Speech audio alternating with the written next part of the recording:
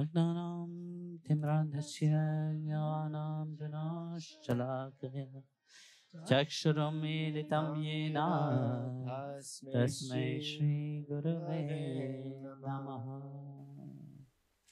Jai Gurudev. Jai Gurudev, à vous tous. So, Alors, you have any question? vous avez des questions? Nobody have any question? Personne n'a de questions. Pritu, Pritu, you are my tu es mon tire. pneu de rechange. Maybe I have some question. Peut-être que moi, j'ai une question pour vous. Yes, Mataji. Oui, Mataji, You have a question? vous avez une question? No. Non? Ah, Ah,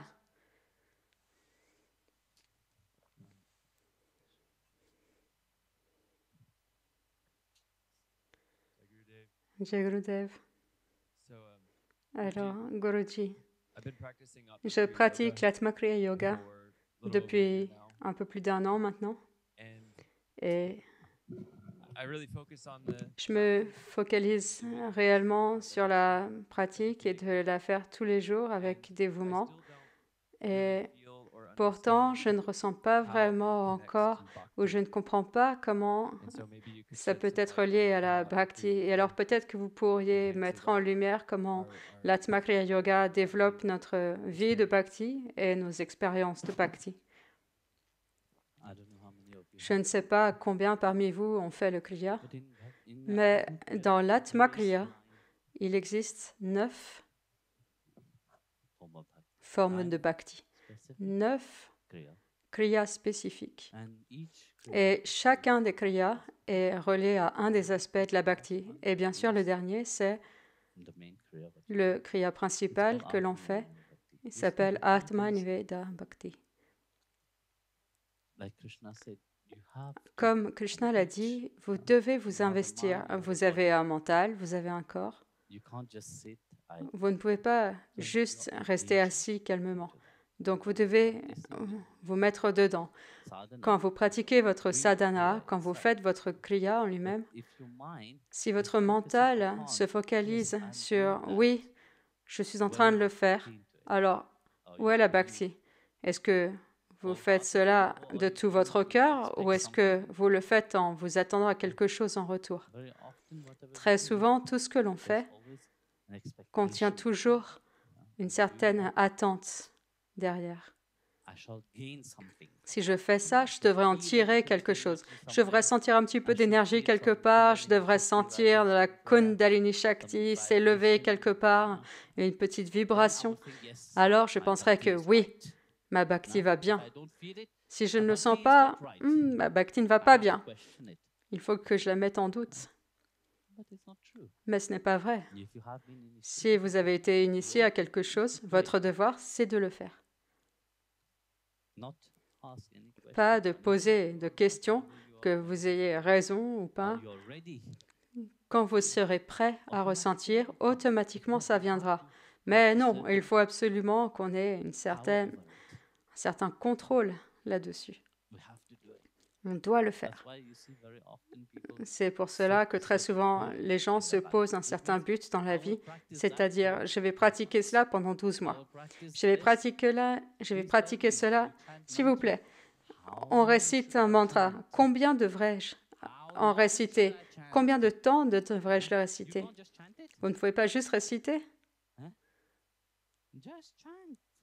Réciter toute la journée et tout le temps. Pourquoi est-ce que vous devez vous inquiéter de ça? Krishna l'a dit à Arjuna, agis. Ton devoir, c'est d'agir. Le résultat, il m'appartient. Ce résultat n'est pas entre tes mains. Si tu agis sans intérêt personnel, le résultat viendra. Mais si tu agis de façon égoïste, tu attendras longtemps avant d'obtenir un résultat. Et c'est le problème que tout le monde... Vous savez, quand on pratique la spiritualité, ici, je parle de façon générale, pas seulement d'une seule sorte. Je ne dis pas que le nôtre est meilleur que les autres. Non, peut-être qu'il l'est, mais... Krishna élève le bhakti, non? Sans bhakti, rien n'est possible. Vous savez, alors. Donc, vous voyez, quand vous êtes dans la bhakti, vous agissez simplement. Vous ne vous préoccupez pas des résultats. Chapitre 9, verset 31 de la Bhagavad Gita, Krishna dit automatiquement ceux qui s'abandonnent à moi. Mes bhaktas, il le dit clairement, mes bhaktas. Il n'a pas dit ceux de quelqu'un d'autre, il a dit mes bhaktas. Automatiquement, ils auront cette connaissance divine.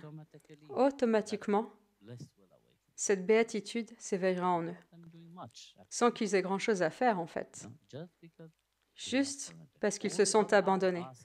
Tous les autres asanas, tous les autres exercices, tout vous prépare à ce stade où vous vous oubliez vous-même. Alors il dit, mes bhaktas ne sont jamais perdus. Rien n'est perdu pour mes bhaktas. Pourquoi? Quand on analyse ce verset de la Gita, on voit l'assurance que donne Krishna. Ce n'est pas seulement une simple assurance comme ça, ok, tu t'entraînes, tu arriveras quelque part, si. Non. L'intérêt, c'est qu'au moment où vous vous abandonnez, au moment où vous dites ce n'est plus d'entre mes mains, que vous réalisez que non, ce n'est pas entre mes mains, c'est dans tes mains, je te le laisse à toi. Tu sais mieux, quand ça se produit, Bhagavan se jette lui-même et cela devient si naturel. Et il vous donne cette assurance que mes dévots ne perdent rien. Ce qui veut dire que même la mort, quand elle arrive, ils ne perdront rien. Même si vous n'avez pas atteint ce but de la vie dans cette vie même, Krishna dit à Arjuna, non, tu m'appartiens, je te le rappellerai. Dans toutes les vies, la prochaine vie que tu prendras, je serai là. Je suis éternel, tu es éternel, on va prendre plaisir à cette éternité, mais tu m'appartiens, tu viendras jusqu'à moi. Donc, pour revenir à cette explication sur le Kriya, il ne s'agit pas d'essayer de comprendre ou si je pratique celui-là, cette bhava va s'éveiller, cette bhakti va s'éveiller. Non, il ne s'agit pas de cela. C'est simplement de le faire. C'est infusé dedans, c'est codé dedans. Vous savez? Mais quand vous le faites avec le mental absent, vous en aurez les bénéfices. Mais si vous le faites avec un mental très actif, alors bien sûr, vous aurez des limitations. Dans ce verset, Bhagavan donne cette assurance. Mon bhakta résidera dans cette paix. Il y aura de la paix en eux. Quel genre de paix? Ce n'est pas une paix superficielle. Ah, j'ai envie de glace. Je suis impatient de manger une glace. Alors vous mangez cette première glace, la deuxième est terminée, la paix se termine elle aussi. Vous avez soif d'eau, vous buvez une eau fraîche ici aux États-Unis, vous adorez l'eau glacée. Je ne sais pas comment vous faites pour voir ça, mais c'est impressionnant.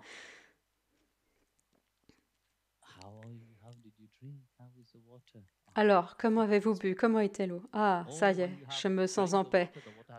Ou alors, parce que vous avez bu toute cette eau doit sortir quelque part. Et alors, vous devez courir. Vous savez? Comment vous vous sentez après? Faire sortir cette eau. Paisible. Mais tout cela n'est pas permanent. Vous allez sentir de la paix pour un bref instant. De la même manière, vous avez un désir qui est satisfait, vous sentez de la paix pendant un court instant, mais ce n'est pas permanent. Ça ne se poursuit pas. Un désir mène à un autre désir. Vous vous précipitez aux toilettes, vous devrez à nouveau vous précipiter aux toilettes. Ce n'est pas terminé parce que vous continuez à boire et à manger.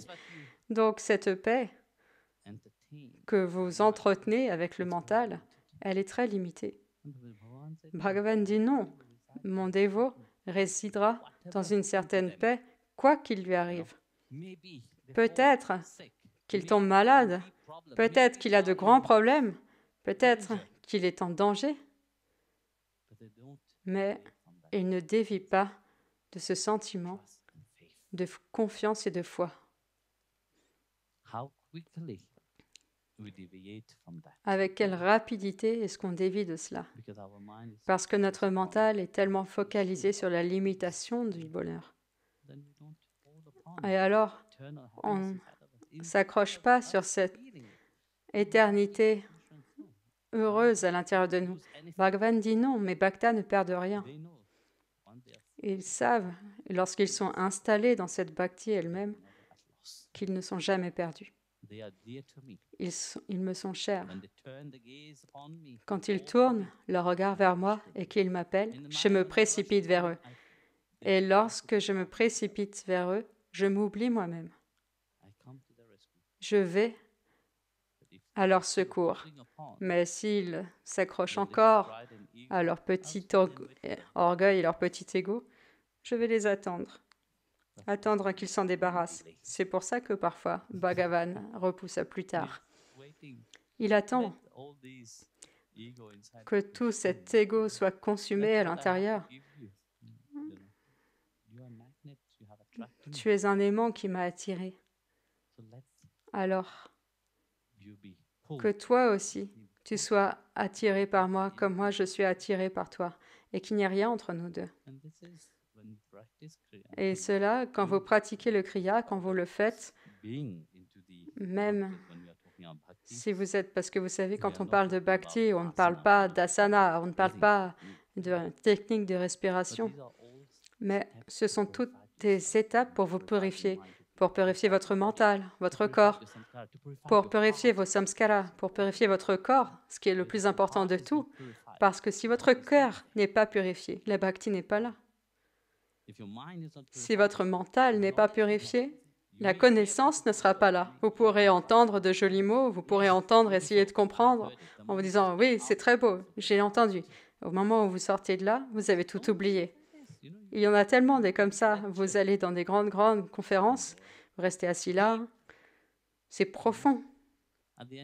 À la fin, qu'avez-vous compris? Rien. Parce que vous ne l'avez jamais appliqué à vous-même. Vous l'avez écouté, les oreilles l'ont entendu, et c'est parti. Et alors, vous voulez entendre une autre conférence, vous voulez écouter d'autres jolies choses, mais ça continue. Comme ça, vous entretenez l'objet de ce désir. Une fois que vous continuez à divertir ce genre de désirs, ce ne sont pas des désirs qui vous rendront heureux. Cela ne vous mettra nulle part. Ce sont des désirs limités. Ils auront un bonheur limité qui fera surface et qui disparaîtra. Mais ce n'est pas éternel. C'est pour ça que tout au long de la spiritualité, on dit « apprenez à vous connaître ». Ce n'est pas cela, quand on dit « apprenez à vous connaître », d'aller devant le miroir et « ah, Swamiji dit, je dois me connaître, je me regarde maintenant dans le miroir ». C'est beau.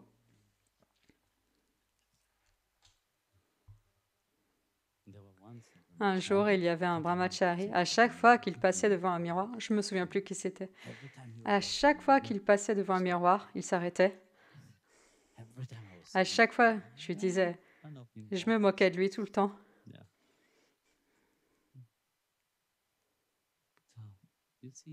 Donc, vous voyez, quand le mental court vers l'extérieur, on aspire qu'à des désirs, des bonheurs à court terme. Et ça, quand on observe notre mental, quand on s'observe soi-même, on voit qu'on aime bien accumuler des choses autour. On aime amasser tellement de choses. Ce n'est pas des choses qu'on veut vraiment ou dont on a besoin, mais on veut les avoir parce qu'on pense qu'on dépend de cela. Mais rien n'est permanent. Tout ça passe. Toutes ces choses que nous croyons nécessaires, que nous pensons avoir besoin dans notre vie, tout ça passe. Regardez, on dit, on a besoin d'une épouse. elles passent. husband, Un mari, il passe. On a besoin d'enfants. also passing. Eux aussi, ils passent. On a besoin de quelque chose. Ça passe. Life will pass, La vie passe. and death will be there. Et la mort arrivera. That also passes. Et ça aussi, ça passe. But what have you achieved? Mais qu'aurez-vous accompli? We like the illusion of On aime things, l'illusion des choses. Vous savez, on n'aime not the reality. pas la réalité. We look at the mirror. On regarde le miroir. We love the On ne image. s'aime pas. On aime l'image que l'on projette. An image has Une to be a image certain way. qui doit être d'une certaine manière, non? We like On aime the praises entendre of les others compliments des autres because we like to hear parce qu'on them aime tell les us entendre how nous we dire should be. comment on devrait It's être. also a projection. Ça aussi, c'est une It's projection. also Ça a aussi, reflection. c'est un reflet des autres. You're scared to be yourself. Vous avez peur d'être vous-même. Vous avez peur d'être vous en vous demandant que vont dire les autres. Donc, on projette cette illusion, on s'attache à cette illusion et on se cramponne à cette illusion parce qu'on se sent bien. Et comment alors est-ce que la réalité se révélera? Elle ne se révélera jamais parce que vous recherchez tellement l'illusion des choses, vous recherchez tellement le reflet des choses, pas la réalité. C'est pourquoi, quand vous faites votre kriya, que vous faites votre sadhana, que vous faites votre pratique spirituelle, cela vous élève. Cela vous donne un autre sentiment, une autre compréhension. Ce n'est pas ce que les autres vous ont dit, mais ce que vous avez profondément en vous. C'est ça que représente le yoga, cette union. L'union avec qui? Avec l'air? Avec les murs? Non. L'union avec quelque chose qui est divin. D'abord, ce qui est éternel en vous doit s'unir à quelqu'un qui est divin, qui est éternel. Vous êtes un être éternel et il est un être éternel. Il ne peut y avoir que cette relation. C'est la seule relation réelle. Toutes les autres relations ne font que passer. Bientôt, vous serez divorcé de ce monde. Je ne parle pas de divorcer de cette manière. Vous allez divorcer de ce monde, vous allez mourir. Il faut vous en irez, rien n'est permanent. La seule chose permanente, c'est votre soi. Et c'est cela que vous devez réaliser. Oui, Prithu Maharaj.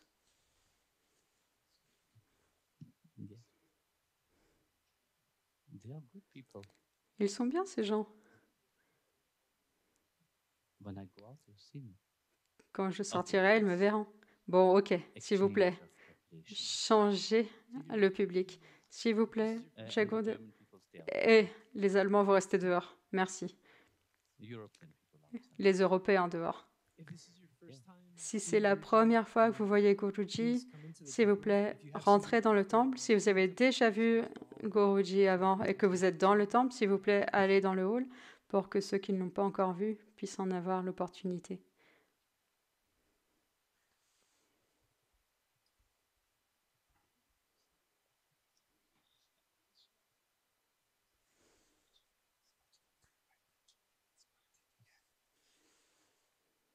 Radhe Shri Radhe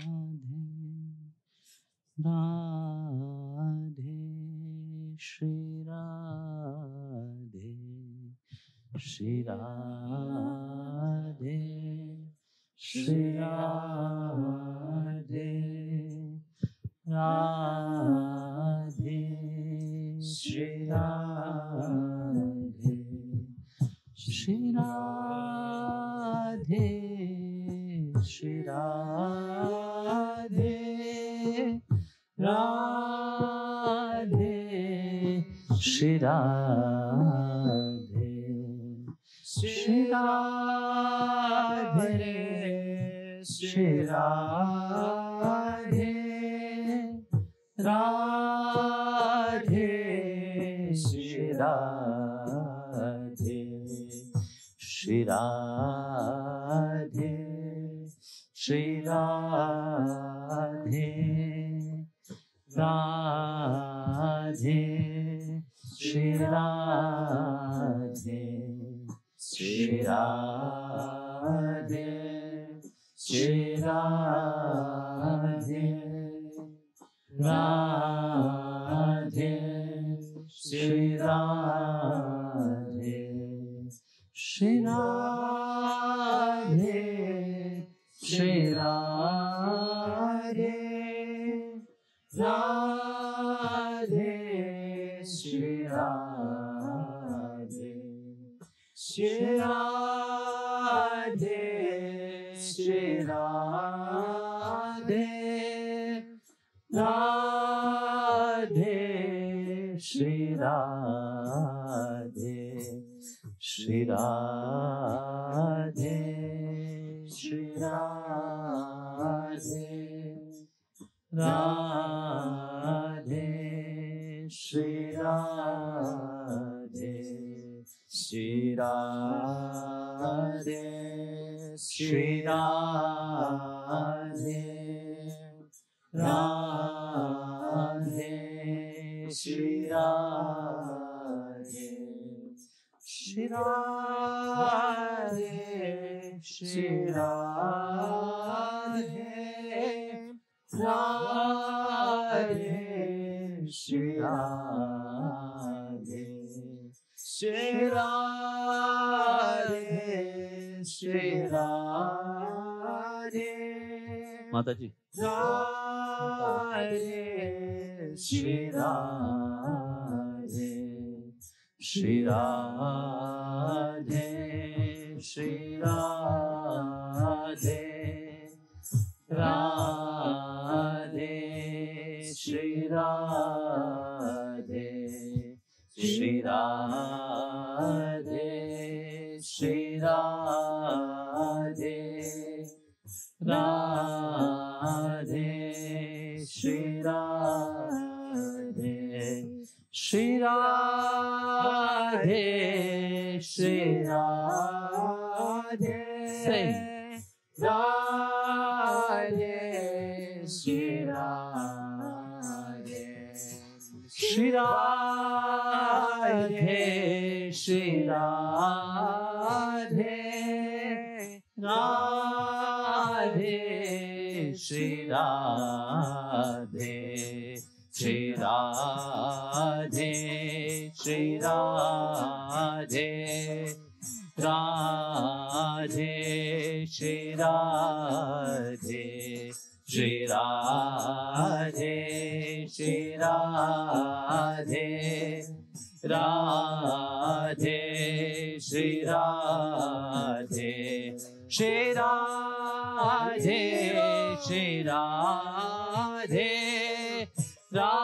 Radhe, Shri Radhe, Shri Radhe, Shri Radhe, Radhe, Shri Radhe, Shri Radhe, Shri Radhe, Radhe, Shri Radhe, Shri Radhe, Shri Radhe, Radhe, Shri Radhe, Shri Radhe, Shri Radhe, Radhe, Shri Radhe, Shri Radhe, Shri Radhe, Radhe, Shri Radhe, Radha Giridhari, Radha Giridhari, Radha Giridhari, Radhe, Radha Giridhari, Radha Giridhari, Radha Giridhari, Radhe, Shri Radha Giridhari, Radha Giridhari, Radha Giridhari, Radhe,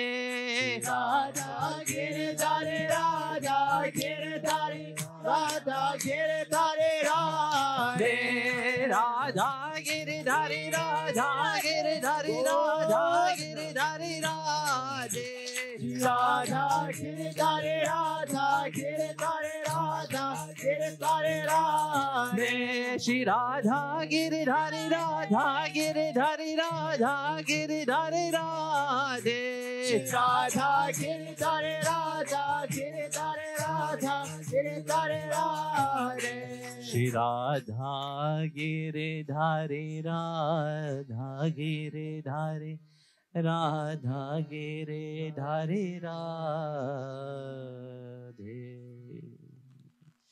Yes, Pritu. Oui, Pritu, pose ta question. Juste avant de poser ma question, est-ce que quelqu'un qui vient d'arriver voudrait poser une question à Guruji?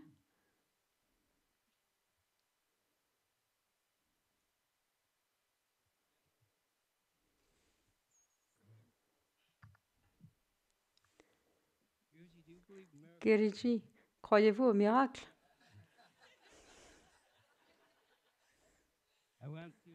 J'aimerais que vous sachiez que de découvrir Bhakti Marga sur YouTube et de regarder vos vidéos ont complètement changé ma vie tout entière. Ça, c'est un miracle extraordinaire. Écoutez, si je ne croyais pas au miracle, je ne serais pas ici. Et je vous remercie, vous êtes un don de Dieu pour le monde. Vous voyez, la vie, c'est ce qui a le plus grand des miracles. C'est si beau parce que chaque instant de notre vie, vous savez, on a ce choix d'être heureux ou pas. Nous avons ce choix d'aimer ou de ne pas aimer. On ne vous force à rien, mais quand on comprend la vie elle-même, qu'on comprend le sens de la vie, on peut apprécier chaque instant. Et c'est ce qu'il y a de plus merveilleux comme miracle. Et concernant votre question, oui, je crois au miracle parce que j'en fais.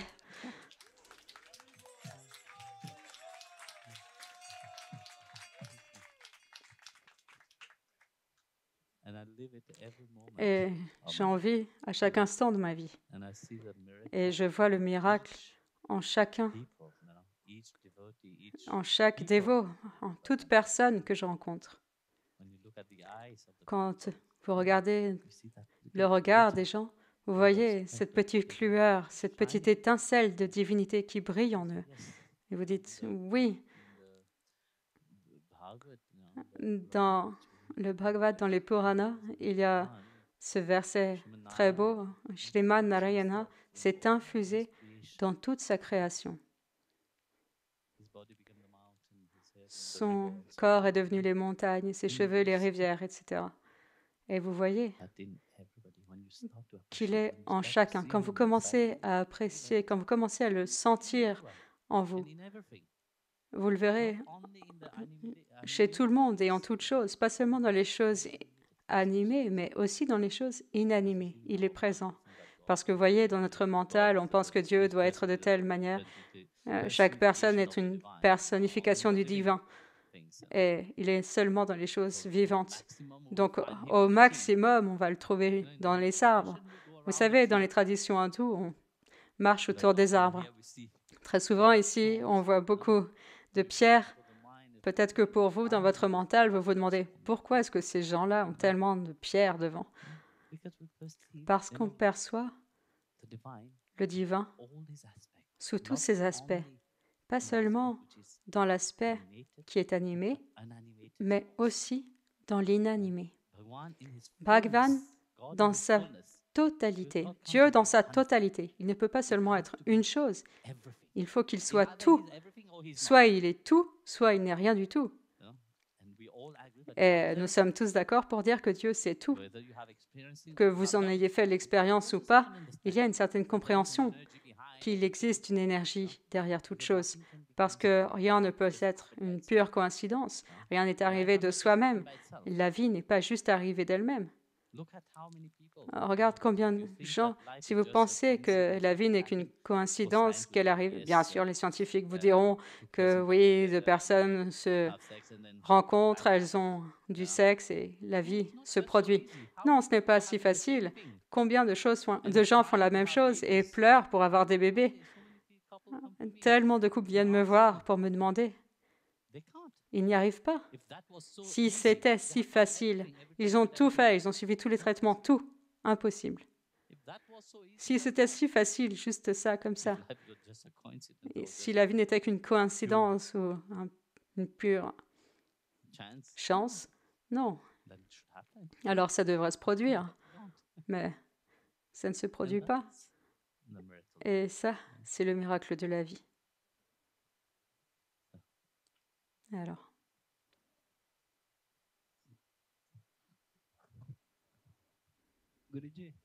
Guruji, beaucoup parmi nous, nous entendons les satsangs, mais nous n'écoutons pas les satsangs.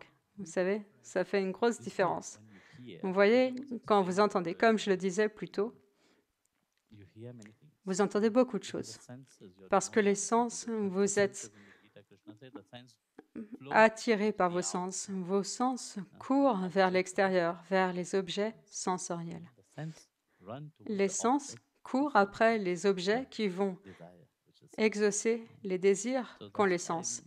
C'est pourquoi beaucoup de gens entendent les choses, c'est facile d'entendre, mais écoutez, au moment où vous commencez à écouter, vous devenez attentif. Alors, il faut que vous changiez.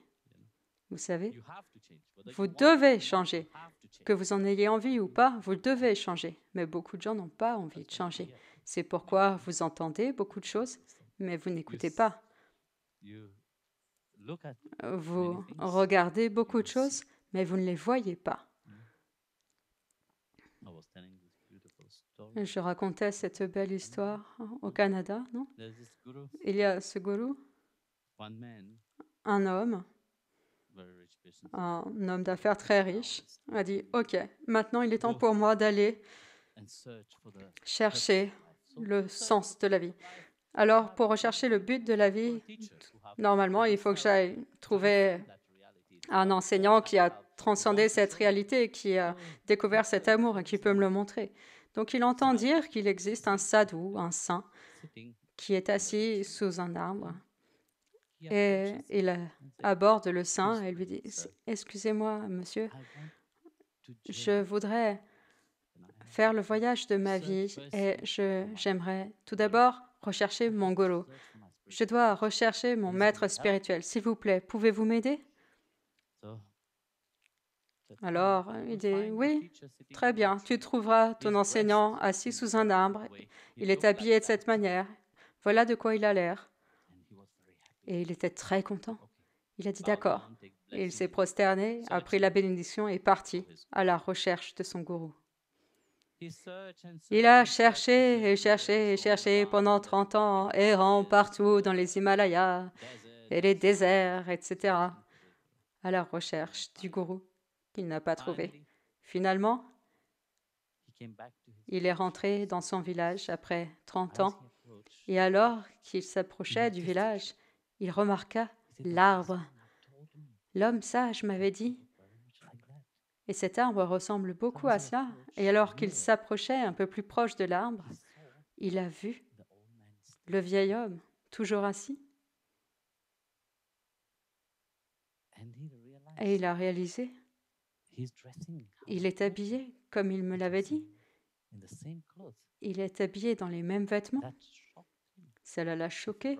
Il a couru se prosterner devant lui. Et il a dit, « C'est toi ?»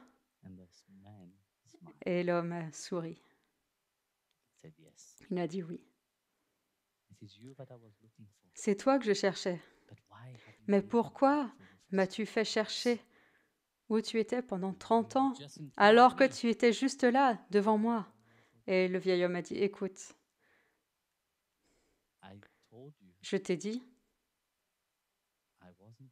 j'étais devant toi, tu m'as vu. Non, tu m'as regardé, mais tu ne m'as jamais vu. Je suis assis sous le même arbre. Et pendant 30 ans, à cause de toi, je n'ai pas bougé d'ici. Je n'ai pas changé de vêtements au cas où tu ne me reconnaîtrais pas. Et je t'attendais. Je ne suis pas mort. La mort ne pouvait pas venir. Parce que je t'attendais. Vous voyez? Certaines choses peuvent être juste devant vous. Quelque chose de profond peut être devant vous. Mais si vous n'avez pas cette connaissance pour le percevoir, cette grandeur qui est devant vous, vous allez louper l'opportunité. Et lorsque cette opportunité se remontrera, elle se montrera quand vous serez prêt, quand vous pourrez véritablement voir, pas seulement regarder, mais véritablement écouter et pas seulement entendre.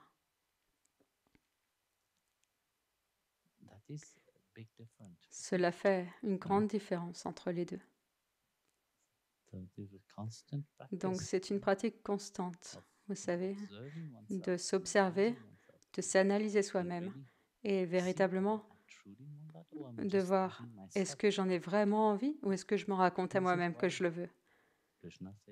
C'est pourquoi Krishna dit à Arjuna, chapitre 6, verset 24, Arjuna dit, c'est plus compliqué de contrôler le vent que de contrôler le mental. Contrôler le mental, c'est très difficile.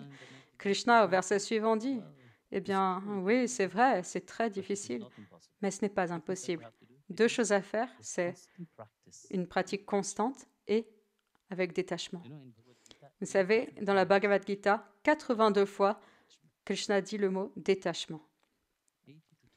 89 fois, pas seulement une fois. Pourquoi?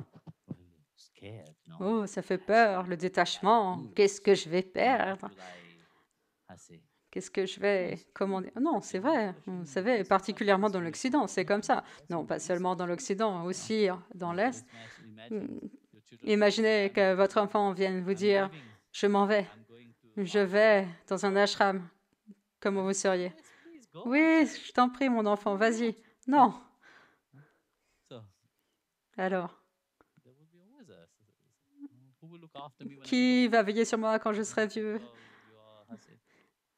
Vous êtes, comment dire, c'est comme si vous aviez fait un enfant juste pour veiller sur vous. Comment on dit? Vous avez fait un investissement à long terme. Hein? Non, mais rien qu'à entendre le mot détachement, les gens ont peur. En réalité, de quoi doit-on se détacher? Simplement de son ego.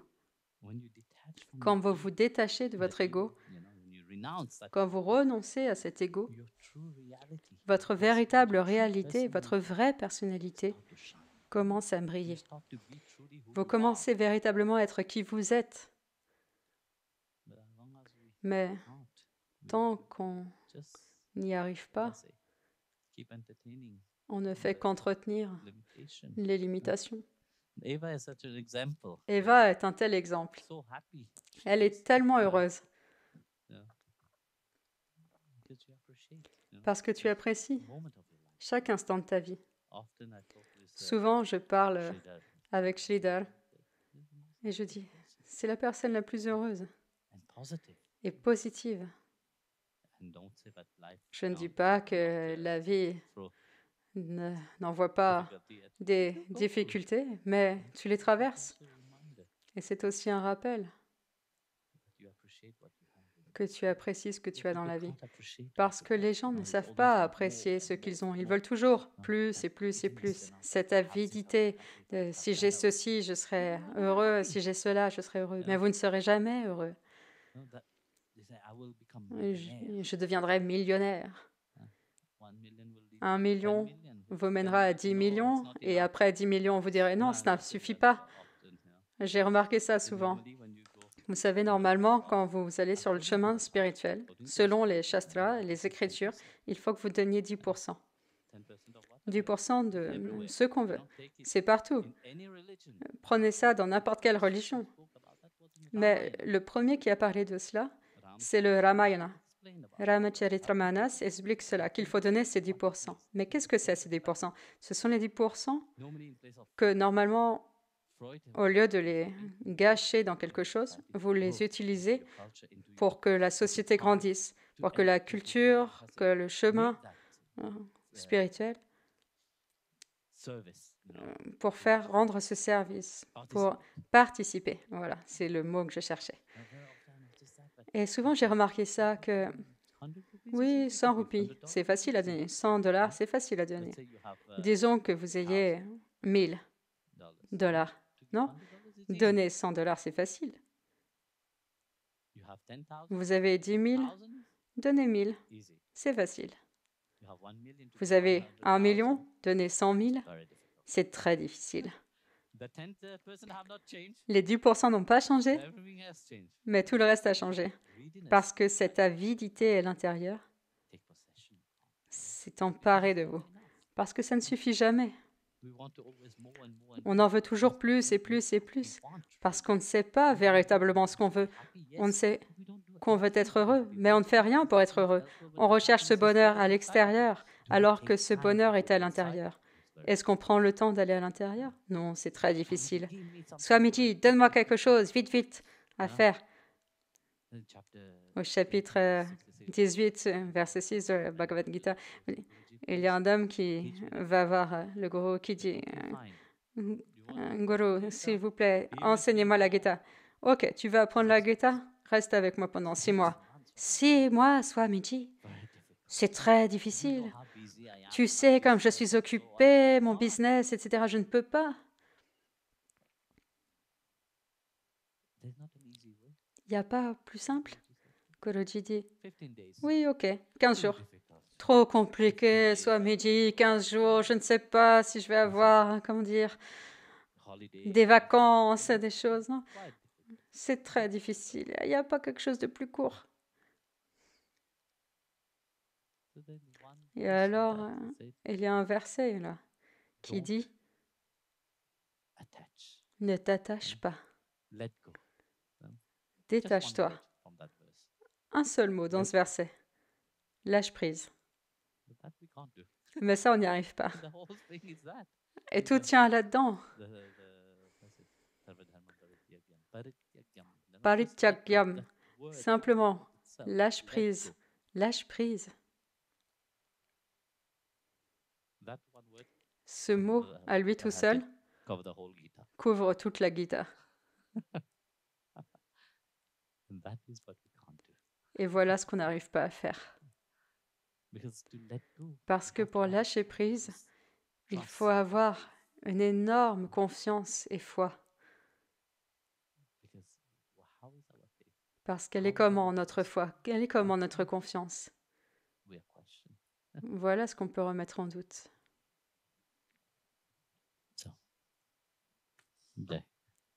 Alors, Jai Gurudev.